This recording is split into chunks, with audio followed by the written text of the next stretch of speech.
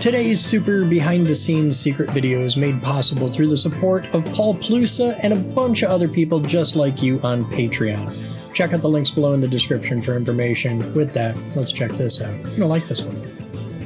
Hi guys, welcome to today's Captain's Blog. This is a special episode going out specifically for Christopher Maggs, who asked the question, am I missing something? What is the advantage of this over reading directly from the screen? Well, I'm glad you asked.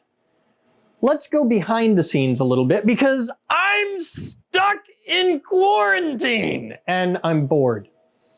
Bored is bad for me. However, the good side is I work from home, so being stuck at home, like that's my everyday. So I figured I'd take a minute and show you guys a little bit of the behind the scenes stuff on how I make videos, especially since right now I'm hardcore into upgrading stuff and trying to do better with what I have, because I'm really big on saying you gotta do the best you can with what you got where you are. So where I am is stuck in a workshop, which is a damn good place to be stuck. What I got is a big pile of just random shit, and I'm gonna do the best I can. So one of the things I've wanted to do for a long time is build a teleprompter and learn how to use it well. It's not terribly difficult to build a teleprompter. It's really hard to get to like be good at what talked with the screen English. Not so much. I'm really good at like just getting in front of a camera and having a vowel movement and just, and I can talk.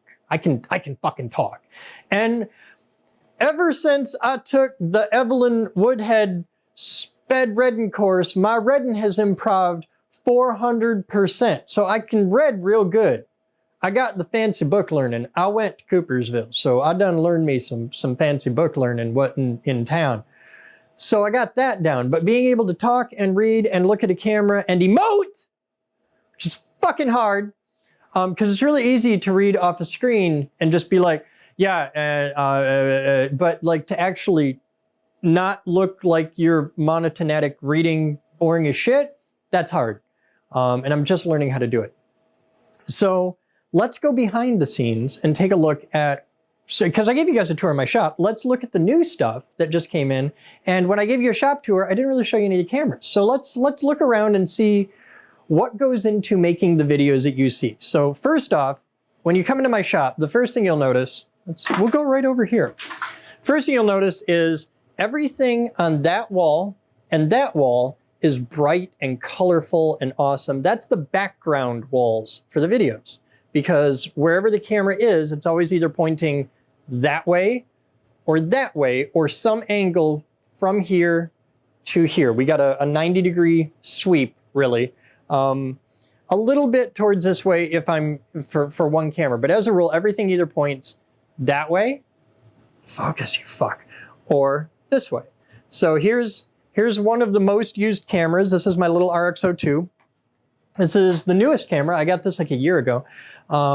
It's a little, the actual camera is that little box in there. That's the camera, and then it's in a cage, and it's got a handle. It's got a big ass microphone, which I remembered to turn on today. Green light. So that's that. And we'll talk about mics in a minute, but it looks really stupid to have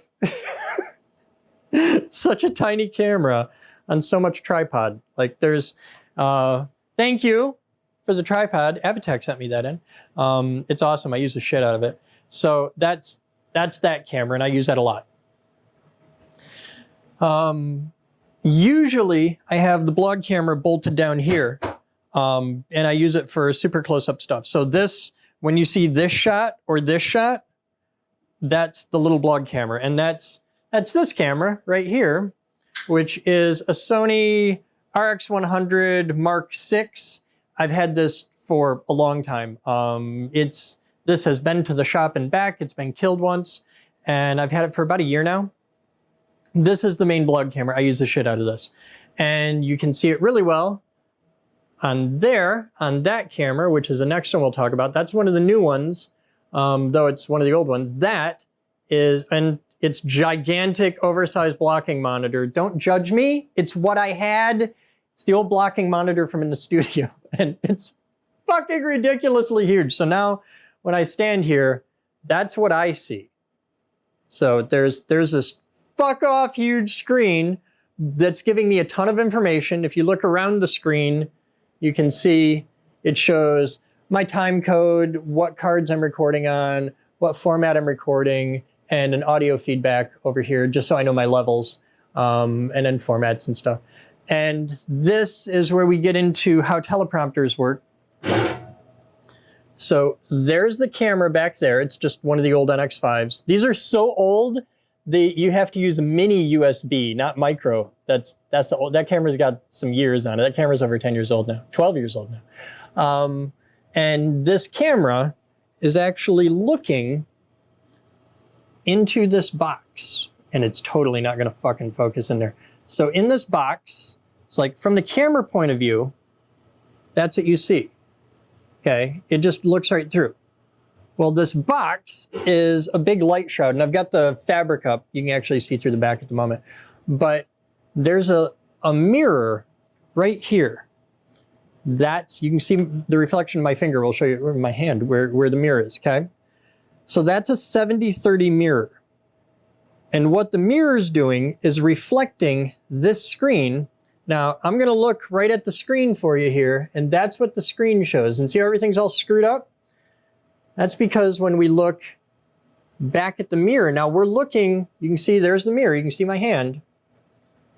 The mirror's on an angle, so if you look straight at it, you see the reflection down, but you get, it's a mirror image. But you flip the text on the screen, and that's what you see. Through that, you can probably see it. Yeah, you can totally see it because there's light behind it. It's not blocked off. You can see the camera in there, right?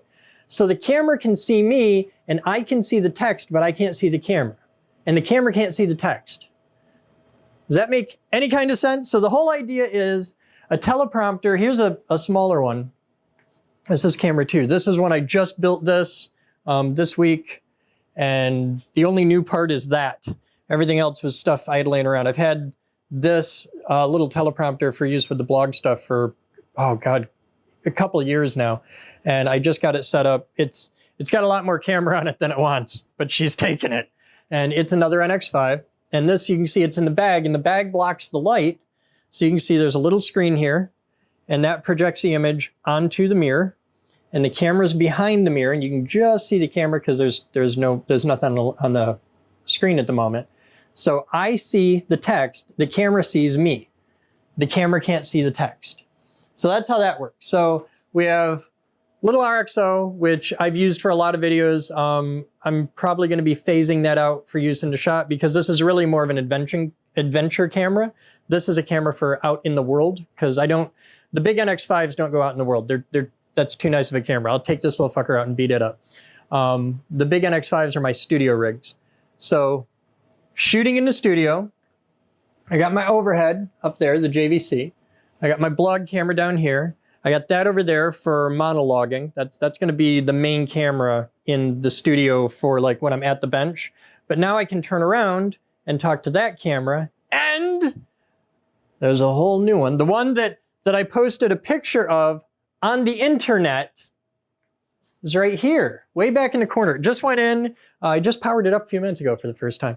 And I gotta put a camera on the back of it. This one is super cool because I still have the original bag, which is tucked in the back, but it's still got the original bag. And you can see the mount back there. And it's the perfect fucking spot for it. Because I got my little stubby Rotabin chode. That's my Chodabin.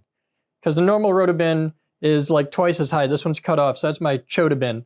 And I did big ass unistrut mount to the wall. Comes out on an old antique tripod mount that dates back to when Christ was a corporal, and a big old VGA screen, and then now these were originally in a television studio a million years ago. These things probably date back to like the 90s at least. And we've had them forever. They've been sitting in the junk pile for the past year.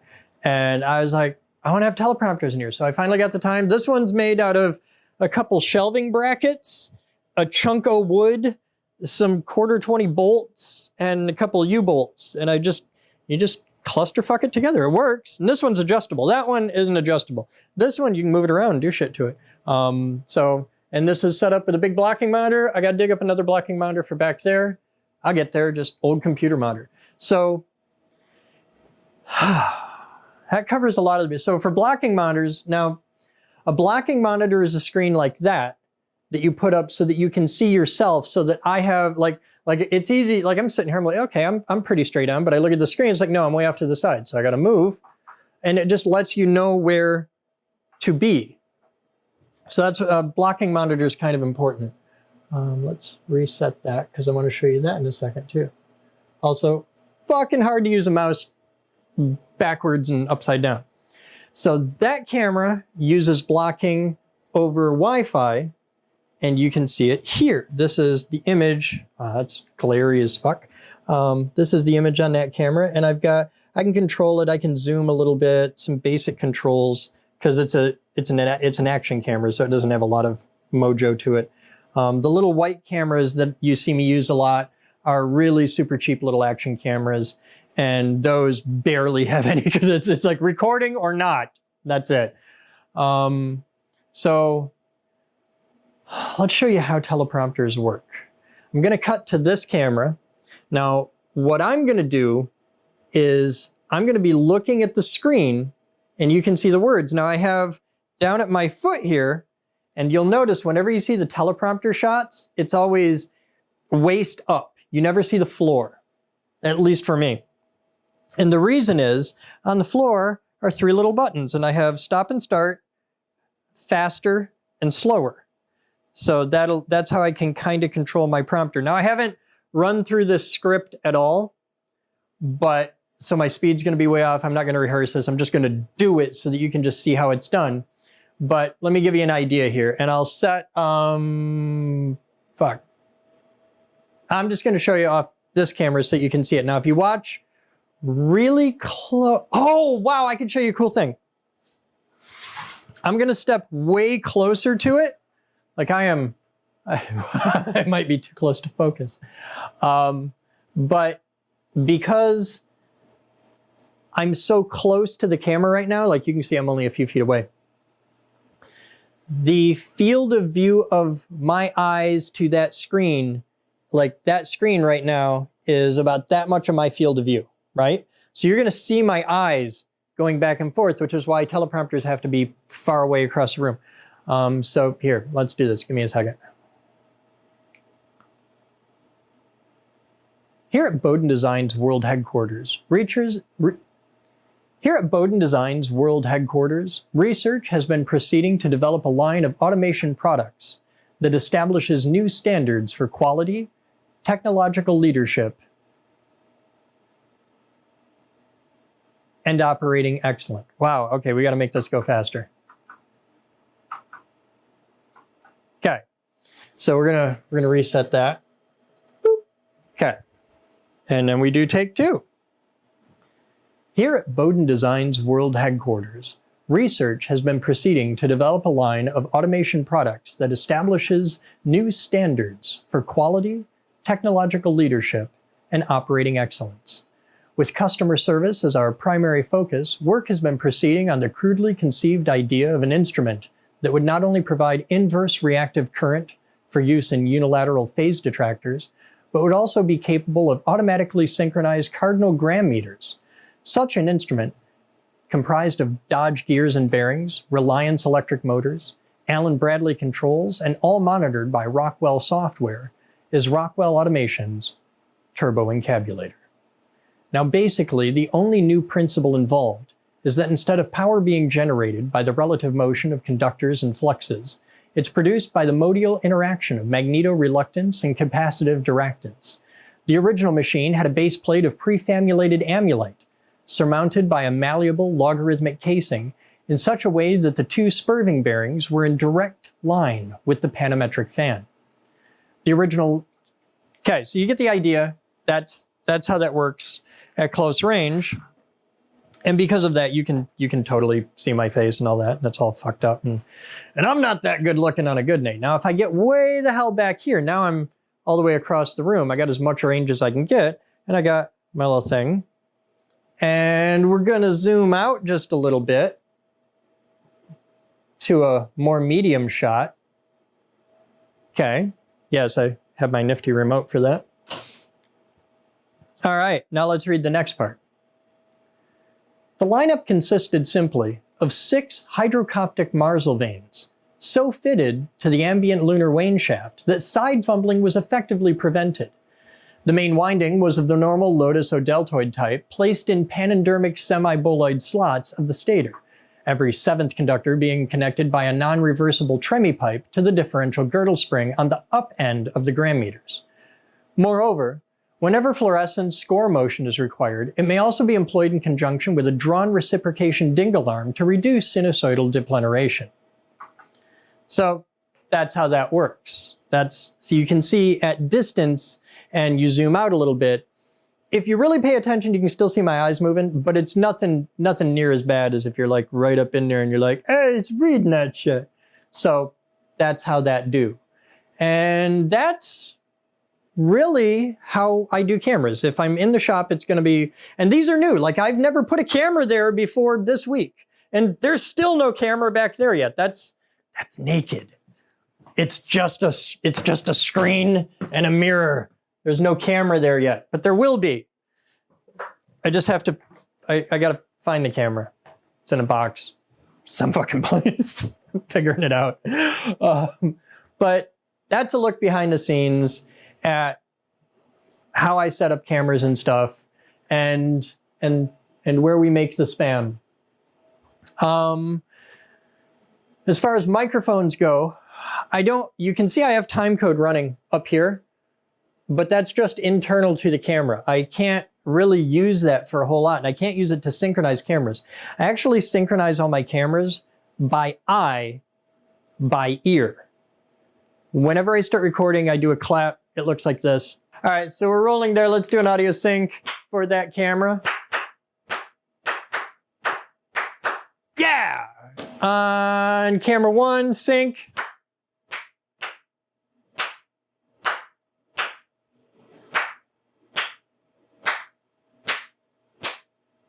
Okay, camera 1 is synced. Sync, sync, sync, sync. And after that, in editing, you'll see spikes on the waveform, and then I line up the spikes, and it's within a frame. It's close enough. There's some stuff that, like when I use my my eyeglass cameras, the pivot head ones, they suck really bad. They totally, they lose sync. Like they drop frames like fucking crazy. Which is why I almost never use them. They're such a pain in the ass to edit to, but because they won't synchronize with everything else. If that's the only thing in the video, they're fine. Nobody in the world is gonna notice that when it plays back, it's like 1 or 2% faster than everything else. But if you have other cameras that you're trying to synchronize with them, fucking nightmare. Just, they're total garbage. But I have never been able to find a better pair of head-worn eyeglass cameras. Like those are the best I've ever been able to find. And I've had those for like, shit, I've had those 10 years. Easy. Because I think we got them before we got the lab. I've had them a long time. And honest to God, the only reason I still have them is I've never been able to find a better pair. So, yeah. What else do I got? I think that's it. I record my audio here. You'll frequently see me just, I have like my hand on this because it's more socially appropriate than having my hand on my nuts. But I have a little Tascam DR10L, and that is this microphone right here, which is the microphone you're hearing now. Because the other microphones that you could be hearing would be really, really bad. The microphone back there, like on the main camera, is actually pointed backwards. You can see that's the microphone, and it's a shotgun mic, and it's pointing that way. So you're not gonna hear shit with that. This microphone up here points down right at the table. The microphone there is my safety mic that is usable as a backup, but there's a hell of a lot more room noise if I use it. So you can spot it in some videos where I forgot to, that happens. I'm kind of dumb. But yeah, that's a quick look behind the scenes. That's what a teleprompter is. If you really want to learn more about a teleprompter and how they work, Technology Connections did an amazingly good video on teleprompters. The kid's wicked smart. He makes great videos. He makes the videos that I wish I could make. I'm working my ass off to try and get up to his level of video with this old Tony's level of editing, and then I would win the internet. That's where I want to be. But for now, I'm learning how to build teleprompters. I'm learning how to use teleprompters, and I just got Adobe Premiere. I'm learning how to do that, and it's kicking my ass. But we'll get there together. If you're stuck in quarantine, and you should be, this is a great time to learn new stuff and tinker and build stuff and upgrade your shop and hang out here. So another place you could be is hanging out in the Discord. I'll show you here. This is the Discord. Say hi, Fat Man and Shortwave. These are the guys right here in voice chat. Hi, how you doing, sir? Hi, Shortwave. So you could be hanging out here. I stream a lot. I live stream. Subscribe. You'll get notifications. Occasionally, when YouTube gives notifications, Squirrel Nutty says hi to all of you. He loves you best. So yeah, that's a quick overview of behind the scenes. I'm on a lot right now doing live shows and live streams, and I'm gonna be back into video production. I got a lot of people who are like, make robot videos. I have been trying so fucking hard to get the next goddamn video out, but I gotta 3D print this fucking part, and it's not fucking working. Let me fucking tell you about this fucking part. Look at this fucking thing. Okay, see there? We bowed up at the end. So that's fucked. All right, let's look at this one. Oh, we bowed up at the end. That's fucked. Let's look at this one. Bowed up at the end. Bowed way the fuck up at the end. Okay, you can see the iterative design challenges as I'm trying to unfuck the hoopajoop, but oh my fucking Christ, this thing's killing me. I 3D printed the base parts, no problem. It worked great. It was awesome. And you know, I got a couple buddies that are really good at 3D printing that could help me out on this. Paul Kidwell can't come over and hang out because quarantine. So I'm trying to figure out how to do this on my own. Enos can't come over because he's in quarantine. Like everybody's isolated. So I'm just trying to... I got opinions. And now I'm coughing. I'm probably moments from death. I think I should smoke a cigarette. You guys have fun. I'm Chris Boden. You're not. And as always, I'll see you next time. Stay safe out there, kids.